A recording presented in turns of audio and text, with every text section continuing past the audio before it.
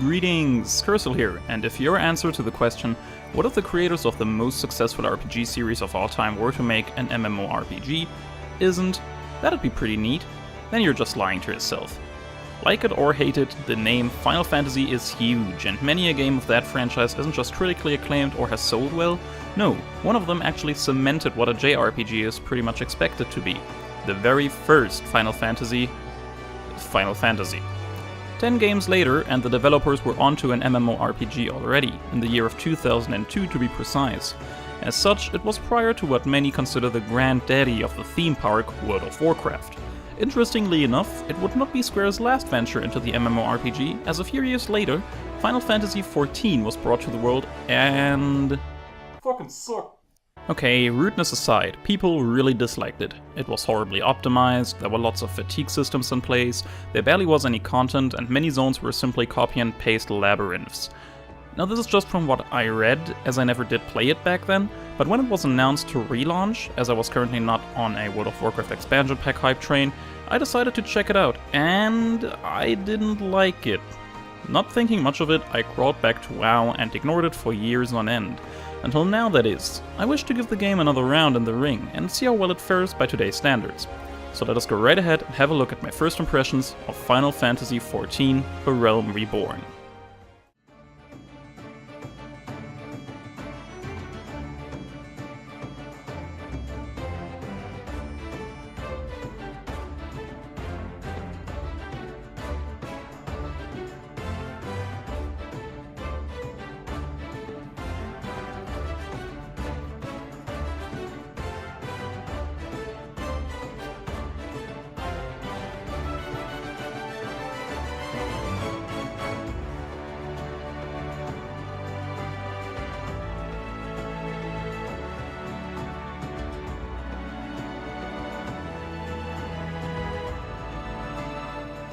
First things first, there's no beating around the bush, it's a Final Fantasy game, so it's bound to be very pretty and filled to the brim with over-the-top particle effects. Looking at some of the level 70 abilities and the limit breaks, you can quickly see how that could become a problem in endgame, and it's something I wish to monitor while leveling up further, as right now the game is fine in the clutter department, or at least it isn't better or worse than its competitors. One thing I love is the attention to detail. Wind flows through your clothing. If you play a Mikote, a race of cat people basically, your ears wobble around and armor protects them as well. Which, on second thought, is silly, you can't hear anything, how does that make any sense? Oh well. Attacks look very lively, and spellcasting actually utilizes your weapon to channel energy. So good. There's just tons of visual flair to the game, and it all meshes together very, very well. The music does not even need mention. Have you heard Final Fantasy's OSTs? This stuff is amazing. May it be Limsa Lominsa's grand theme of adventure, or a dark cavern filled with foreboding atmosphere.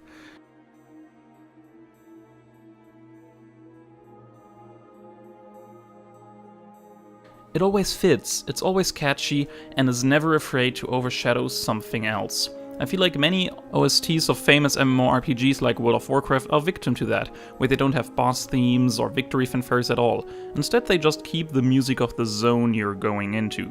Sometimes the zone's theme is the boss's theme, kind of, but most of the time you'll hear one or two tracks during a dungeon or a raid, and that's that.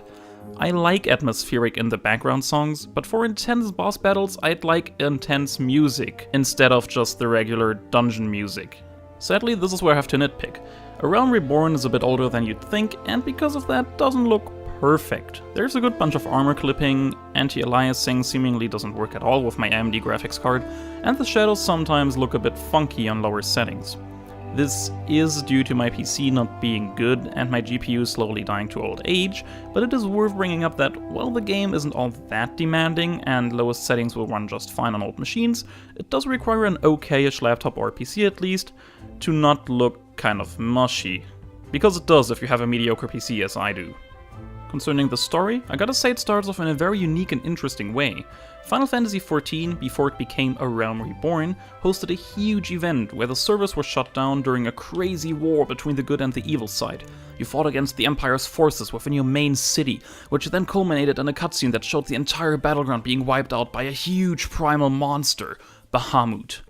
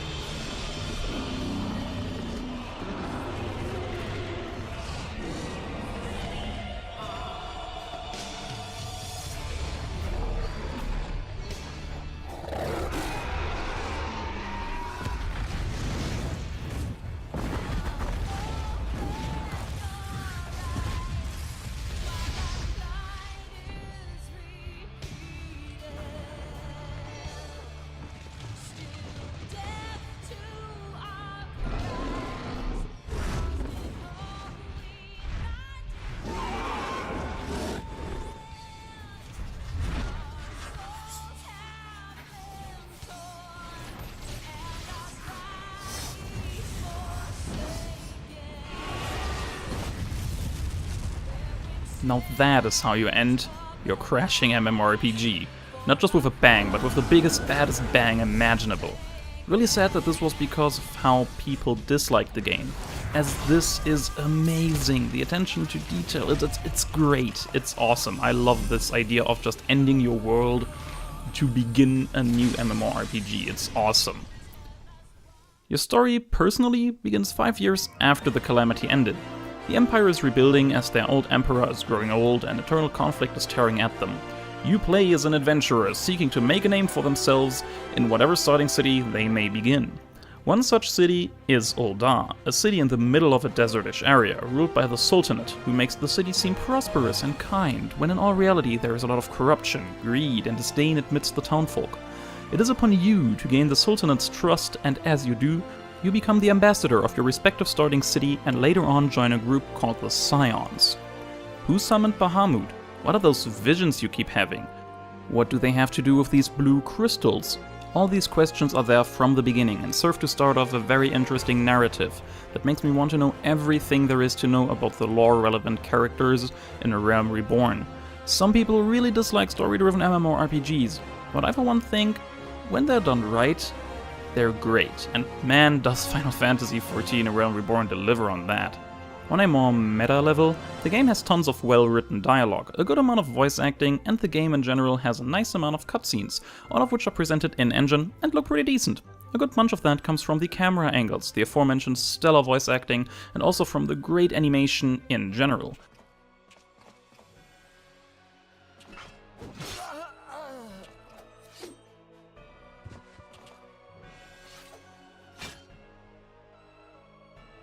Clean up this mess, and do not miss any, or I shall be most displeased. Thinking back to competitors, this is in my opinion a far better way to tell a compelling narrative. Don't have some NPCs use voice line animation number 1 and 2 over and over while telling me superbly interesting and engaging lore bits. Present the whole thing nicely as well.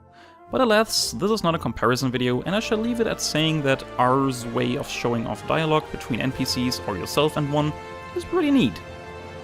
Class quests, while we're on the topic of lore and such, are a godsend. I do not know which game decided that classes are purely a game mechanic, but that lunatic is to be arrested if you ask me. I feel so connected to my classes. I constantly interact with classmates in NPC form and get to know them, the guild leader, the guild mates, everyone. All of these are also widely unique in the story they tell, ranging from Grumpy Elf not accepting younglings into the Archers Guild as he believes only those worthy should be allowed, to Fallen Prodigy, who was once known as Hamon the Holy Fist, a notorious pugilist who would beat any foe, but sadly has not stood the test of time and has become old and frail. These are extremely varied and I love every second of them. Making them mandatory just makes me even happier, because those teach you very important class skills. And you want those very important class skills because they're very important, that's why they're called very important class skills. And as we're talking mandatory things to do, one thing that really surprised me is that you need to do quests to unlock dungeons. I hope you like that main story quest, because you won't run a single dungeon without unlocking it first. Attunements are something I believe every single MMORPG should have at least on a softer level. No need for long, winding questlines that just send you to do other dungeons and rep grind just to be allowed entrance into one raid. But being sent to the dungeon because it is a threat in the main story and thusly being allowed to enter makes sense, both lore-wise and gameplay-wise. It makes sure you know why you enter the dungeon without boring you with in-dungeon cutscenes or boring RP talk, and it also makes sure that you're not an idiot. By which I mean, thank you Square for implementing an optional How Dungeons Work tutorial into the game. That also completely works in Universe, which is awesome. It gives you decent gear for each class on level 15, which is when the first dungeon unlocks, and not only teaches you about the more simple stuff like don't stand in the red, but also more gamey and advanced things like don't attack enemies all willy-nilly, as tanks do need to maintain threat, or as it's called, enmity, or special mechanics like needing to pull a lever to stop adds from spawning. It is also not just worth it for the aforementioned gear, but you also get a ring with nice stats and a 30% XP boost until level 30, which you can equip with any class. Now that is how you do a tutorial right. And because I'm already talking low-level dungeons, apparently you can scale down to a lower level, which keeps even the lowest of dungeons relevant, as high-level players can gain something. I haven't read too much into it as to not spoil myself for endgame stuff, but regardless, there's reasons to do low-level content besides leveling the other classes, which I adore in MMORPGs. The dungeons themselves are fun and cannot be run solo. I like that these dungeons content is still alive and plays nicely without being overly complex or daunting, which I would prefer personally, but I see why they've chosen to go with a very simple set of opening dungeons. So far so good, but didn't I say that I really disliked Final Fantasy XIV A Realm Reborn at first when I tried it out back then? Why is that? Well, at the time I played a Bard, as I love the idea of support classes, and also really enjoy the archetype. Bard is what I would play in every MMORPG ever, if any MMORPG I liked actually offered me the chance to play it. Seriously, we need more Bards in our video games. Okay, anyway. As I made my character, I looked up how to pick a Bard, as becoming one wasn't one of the options I was offered at the beginning of the game. So I looked it up and noticed how I needed to level an archer to level 30. Sounds reasonable, advanced classes usually are pretty fun, right? It gives you something to aim for. Well, the archer was, alright at best. It had a damage over time effect, some attacks to shoot one or many targets. I didn't really enjoy it at all, to be honest. When I reached level 30, I rushed to the NPC to pick up the quest, did it, and I got one song. Everything else stayed the same. I was still an archer, just now I was able to use one song. I leveled up to around level 35 and also leveled a Marauder to like level 20 when I just gave up. But instead of checking out the other classes, I was already so disappointed with the Bard that I just gave up on the game as a whole. None of them would be any different, I told myself. As such, I asked myself, is that so? Well, I tried to go for some of the other classes this time around and checked out the Pugilist and Thaumaturge. While I gotta say that the Pugilist's positional skills are interesting, the way auto-turning works is that you kind of stutter step with it, and without it you constantly need to turn the right way by keeping that right mouse button glued down to your mouse. Basically, your attacks do extra things if dealt from the flank or the rear, which is really cool but also kind of frustrating when the enemy is kind of small or you want to play in a more laid-back way. So I had another look at the Thaumaturge, and I really like the core concept here a lot. You basically have 3 schools of magic: fire, ice, and thunder. Fire spells deal lots of damage and grant a buff called Astral Fire, which stops your MP regeneration, increases your damage output, and the mana cost of future fire spellcasts by a ton, and thus grants tons of burst damage. Frost spellcasting will cancel out any Astral Fire stacks and grant you Umbral Ice, which makes your mana regen work again, boost it by a ton, and also reduce mana cost of future casts. These buffs stack up to 3 times later on. You also have a spell to swap out all your stacks of either fire or ice for 1 stack of the other kind, to make switching more seamless. As a sort of neutral type of spellcasting, there also are your thunder spells, which after further investigation are not just dots, but also big AoEs that have a chance to grant you a buff, which will make your next thunder skill line cast instant, cost no mana and trigger no cooldown. There's more to it than that, of course, but this basic gist of it already intrigues me to no end. This is so great! You have an endless supply of your main resource, you can manage it yourself, you have on-demand burst, you have procs. I love it! If every class in Stormblood is half as amazing as Thaumaturge's potential is, then I'll just become an alcoholic and never max any character class at all. Oh my god. Yeah, I do believe I'm getting a bit ahead of myself. Gameplay. Final Fantasy XIV A Realm Reborn's combat is fairly basic on a surface level. You hit a button on the gaming peripheral of your choice, which then makes your character use spells or skills, which either hurt things, debuff things, buff or heal friendlies. You get the point, it's a fairly basic tab targeting MMORPG you've seen time and time again. But contrary to what most modern games opt to do, Final Fantasy's gameplay isn't limited by some small set of abilities. Many non-popular games in the genre house a very small array of skills one is allowed to use. Guild Wars 2 and Elder Scrolls Online, to name only 2, which I honestly can't stand for long. I like complex classes and interactions between spells, and limiting that number kind of limits the amount of complexity you can squeeze into a class too. I have a feeling that almost every class in Final Fantasy XIV has a lot of depth to it, and as such can be tons of fun for whomever finds that class's particular style of gameplay enjoyable, whereas other games opt to at least have some simple classes for beginners or people who prefer a more laid-back playstyle, like World of Warcraft's Beastmaster Hunter, who technically only needs 4 to 5 keys to function and a few more to be played optimally, let's be honest here. Whether that is a good or a bad thing is not for me to decide, of course, but I do prefer the more complex classes in games, and Final Fantasy XIV delivers on that fully, seemingly with every single class too, which I simply adore. While we're talking about more gamey stuff, Your HUD being adjustable in a move anything wherever you want style is great. While I would love individual scaling options for each and every single element here, this is pretty decent. And even though I thought I'd hate it at first, thank you for not allowing add-on square. I'd like a DPS meter at most, but not allowing stuff like boss mods or auction house scaling add-ons means I can just play the game instead of wasting tons of time on making my UI work for me, which I do find to be very enjoyable, but arguably puts a gap between players that should not be there in the first place. On the other side of the coin, your enemies show what they got early on as well, and by that I mean they show exactly what they got.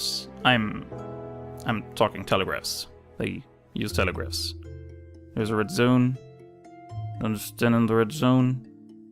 This is a good concept. Seriously, lots of people dislike these, but I love telegraphed attacks. You see exactly who fucked up, there's still a beautifully overkill skill animation, and if you stand in it, you'll get damaged a lot.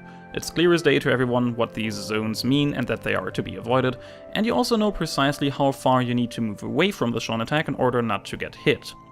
My only gripe with Final Fantasy XIV's telegraphs in particular is, weird as it sounds, when the hit is calculated.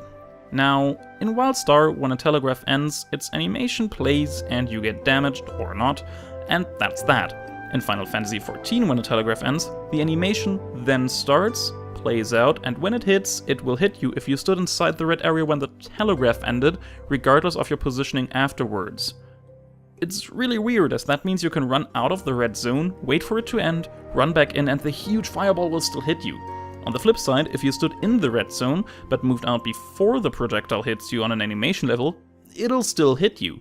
It feels weird, yet it's but a small gripe I have, just a minor nitpick. And that's it for now. To conclude things, my first impression of Final Fantasy XIV A Realm Reborn is a stellar one. It feels like a perfect blend of old and new mechanics, which it seemingly borrows from all over the place without feeling like just another WoW clone. It's great fun, and I wholeheartedly recommend everyone to try out the trial version, which is free until level 35. Afterwards, you'll need to buy at least the base game to level 250, and after that you need to buy Stormblood to get to level 70. I will simultaneously make myself produce weekly videos in a series I'd like to call Kersyl Weekly. I'll just do some stuff podcast style while also playing Final Fantasy. If you have any topics you'd like to see discussed, tell me and I'll add them to the list.